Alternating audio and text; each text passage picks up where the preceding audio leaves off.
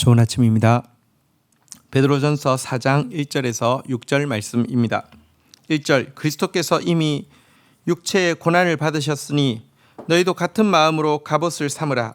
이는 육체의 고난을 받은 자는 죄를 거쳤음이니 2절 그 후로는 다시 사람의 정욕을 따르지 않고 하나님의 뜻을 따라 육체의 남은 때를 살게 하려 함이니라.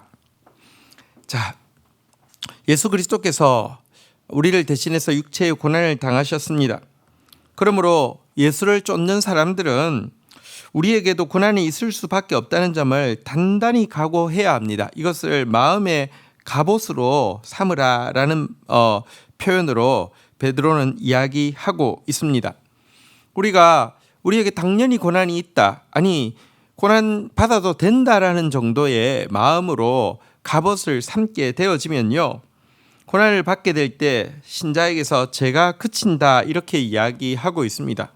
고난을 받음으로 죄를 거친다, 이 말의 원래 뜻은 예수님께서 고난 받으심으로 우리에게 죄를 사하는 권세가 있다라는 뜻도 되지만, 또한 예수를 따르는 우리에게 의를 행함으로 받게 되는 고난이 실제 우리 삶에서 죄를 그치게 한다는 뜻도 있습니다. 여러분, 고난은 힘든 것이 틀림없습니다. 하지만 그 고난은 우리 삶 속에 끼어 있는 죄악의 불순물을 제거해 주는 데 탁월한 효능을 가지고 있습니다. 또한 고난은 우리에게 죄지을 여력, 죄지을 기회를 빼앗아 가기도 합니다. 또한 고난은 우리의 인생이 짧다는 것과 이 짧은 삶을 죄를 지으며 사는 것이 얼마나 아깝고 어리석은 것인지를 깨닫게 해주는데 탁월한 효능이 있습니다. 그래서 우리는 이제 남은 우리의 생애를 정욕을 따라 사는 삶이 아니라 하나님의 뜻을 따라 사는 그 소중한 기회로 선용하게 해주는 데에 고난은 대단히 유익한 그 기능이 있다라고 이야기하고 있는 것입니다. 3절 한번 보도록 하겠습니다.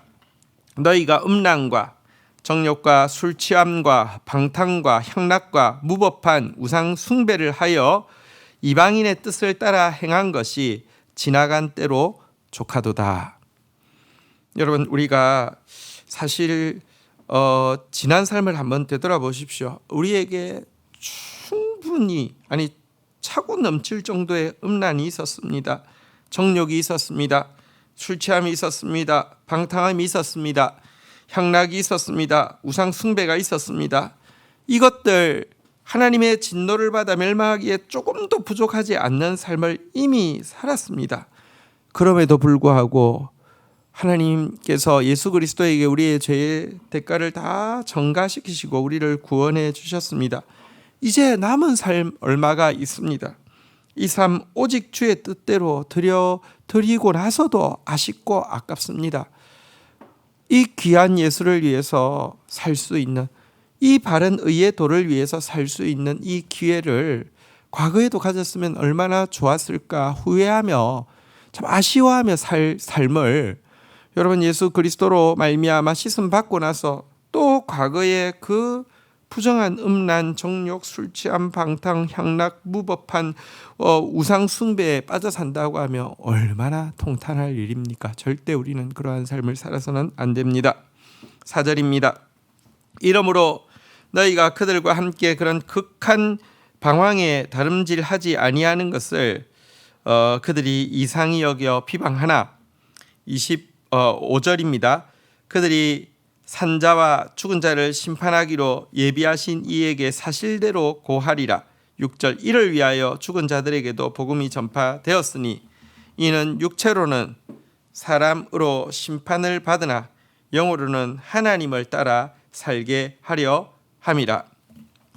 여러분, 근데 우리가 과거에 정말 세상 사람들하고 똑같은 삶을 살았지만 복음을 받고 나서 이제 가치관이 바뀌고 가는 길이 바뀌고 삶의 방식이 바뀌어서 성결한 생활을 추구하게 되면 세상은 우리를 어떻게 대할까요?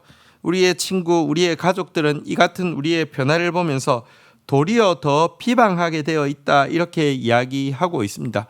세상은 우리가 성결하게 사는 것을 좋아하지 않습니다.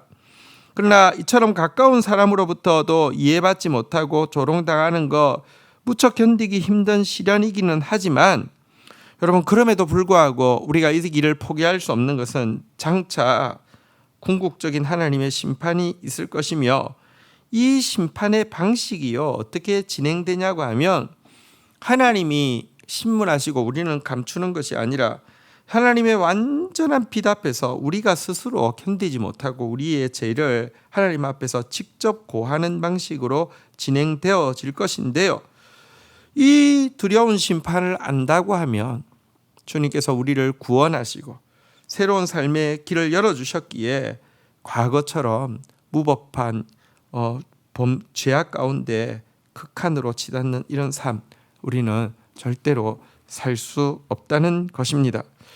사실 복음을 들음으로 이 진리를 알게 된 신앙 선배들은 심지어 육체의 죽임을 당하면서까지도 여러분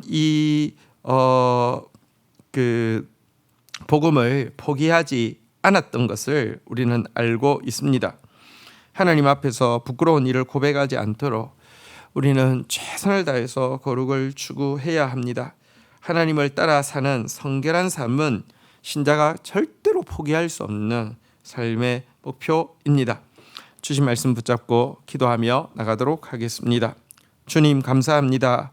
우리도 마음에 갑옷을 가지게 하여 주십시오.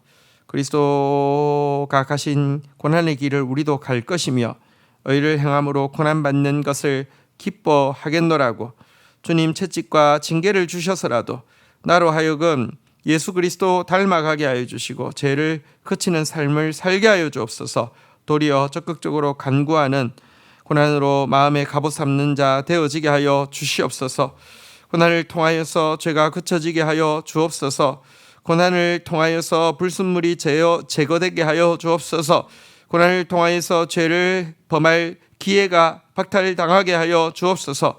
고난을 당하여서 이 인생이 얼마나 짧은 것이며 이 인생이 죄짓고 살기에 얼마나 어리석고 아까운 것인지를 깨닫게 하여 주시옵소서. 과거 우리가 세상 사람들하고 똑같이 음란하고 방탕하고 향락을 추구하며 어리석은 우상에 매여 살았던 삶입니다. 남은 기회를 주셨사오니 결단코 그런 삶 살지 않게 하여 주십시오.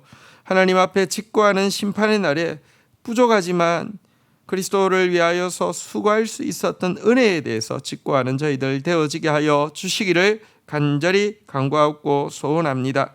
믿음의 선진들, 비록 육체로는 죽임을 당했지만 결단코 영으로 거룩을 포기하지 않다가 하나님 앞에서 살게 된 그들의 걸음을 우리가 따라가게 하여 주옵소서. 성결한 삶을 결단코 포기하지 않게 하여 주옵소서.